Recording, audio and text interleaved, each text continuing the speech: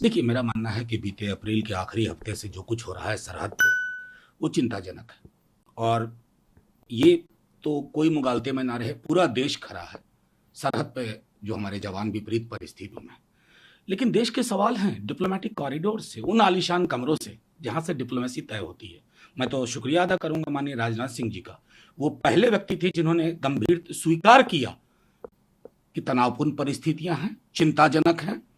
प्रधानमंत्री जी तो no intrusion का सर्टिफिकेट बांट रहे थे और उसका खूब इस्तेमाल किया चाइना में।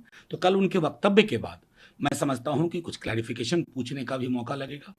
बहुत सारे सवाल हैं, देश हित के सवाल हैं, देश की सुरक्षा से जुड़े सवाल हैं और जाहिर है ये राजनीति से पड़े हैं। सर, जिस तरह से चाइना साइकोलॉजिकल वार करके आज नॉर्दर्न कमांड ने कहा कि हम फुल फ्लैश अगर वार होता है तो उसके लिए तैयार है। देखिए, मैंने कहा ना बार बार, सेना से तो कभी कोई दिक्कत ही नहीं थी। अरे ये वही सेना है जिसने विश्व का नक्शा बदल दिया। विश्व के नक्शे पे बांग्लादेश नाम के एक मुल्क का जन्म किसकी वजह से हुआ? हमारे सेना के शौर्य और उनके जज्बे से। दिक्कत वहां नहीं है, बार बार मैं दोहरा रहा हूं, दिक्कत वहां है जहां चाइना गनबोट डिप्लोमेसी, जो साइकोलॉजिकल वॉरफेयर का आपने जिक्र किया, जहां वो टैंक के साए में चाय ऑफर करता है और हमारी सरकार ट्रायल बैलून डिप्लोमेसी के दायरे से आगे ही नहीं बढ़ पा रही। बस इतनी सी बात है। सर, जिस तरह से दिल्ली दंगे को लेट हुई थी उसके बाद अब दिल्ली पुलिस ने कोर्ट में 1700-500 पेजों का। देखिए, दिल्ली पुलिस को इनोवेटिव इन्वेस्टिगेशन के लिए पुरस्कार मिलना चाहिए।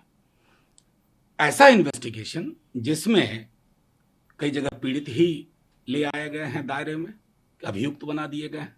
वो छात्र नौजवान जो अहिंसा की बात कर रहे थे, एक हाथ में संविधान एक हाथ में तिरंगा लेकर के, आपने उनको अभियुक्त बना दिया।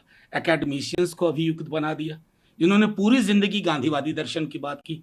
आपने उन पॉलिटिकल लीडर्स को फ्रेम कर दिया और करने की चेष्टा कर रहे हैं जिन पॉलिटिकल लीडर्स ने, कोई एक बार उनका सीवी देख ले कि उन्होंने हिंदुस्तान के लिए, यहाँ की सरजमी के लिए, यहाँ की मिट्टी के लिए क्या किया। लेकिन हाँ, ये दौर अद्भुत है। शायद दिल्ली पुलिस के आका लोग किसी पुरस्कार की चाह में होंगे, इसलिए नया नैरेटिव कर रहे हैं कि कोई भी दल जिसके अंदर थोड़ी संवेदना है, मिट्टी का महत्व समझता है, किसानों की अहमियत समझता है, वो ये जो प्रपोज्ड बिल है उसके पक्ष में नहीं हो सकता। ये कृषि को पूर्णतः क्रोनी पूंजी के हवाले करने का एक षड्यंत्र है। और अगर हम नहीं चेते, अपने इतने बड़े विशाल कृषक समुदाय के साथ हम नाइंसाफी करेंगे। सदन ने अगर उसको पास किया, मैं समझता हूं देश कभी माफ नहीं करेगा। उन्होंने अलग प्रतीक का इस्तेमाल किया। मैंने स्वयं अपने संबोधन में कहा कि पीएम केयर्स फंड नाम और काम में तारतम्य का अभाव है। हो गया। सर, जिस तरह से ये टाटा अब बनाएगी बिल्डिंग 859 करोड़ की लागत से, मेरा तो सिर्फ ये कहना, एक देश जहां आप पेंशन लोगों की रोक रहे हैं, जहां लोगों की नौकरियां जा रही हैं, जहां हर तरह की कटौती हो रही है, जहां आपने एमपी लैड जैसी स्कीम को सस्पेंड कर दिया है, तो भगवान मालिक है, आपकी प्राथमिकताएं अगर इस तरह से हैं तो ऊपर वाला देख रहा हो।